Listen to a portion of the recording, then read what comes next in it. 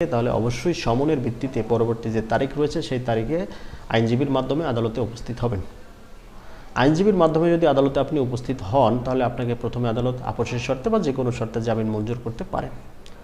যদি আপনার ডিভোর্স হয়ে থাকে অবশ্যই চেষ্টা করুন দেনমোহরগুলো এবং খোরপোশের টাকাগুলো পরিশোধ করার জন্য, তাহলে আপনার এই মামলাটি বাদী কর্তৃক উত্তোলন করে আপনাকে মামলা থেকে খালাস করে দিতে পারে।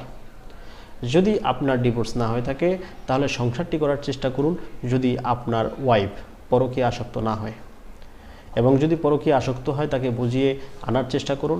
যদি বাচ্চা কাচ্চা হয়ে থাকে বাচ্চাদের স্বার্থেও নারী এবং পুরুষ উভয়েই মিলে আবার সংসারটি শুরু করা যেতে পারে। যদি কোনো কারণে ইনকেস সংসার না হয় তাহলে দেনমোহরের টাকা ও খরপোশের টাকার মাধ্যমে আপনার মামলাটি নিষ্পত্তি করা যেতে পারে। এছাড়া আপনি আপনার মামলাটি বিচারিক সাক্ষ্য প্রমাণের ভিত্তিতে মামলা থেকে খালাস হতে পারেন। যদি পালিয়ে থাকেন তাহলে আদালত ধরে নেবে আপনি সত্যিই এই মামলাটির যোগ্য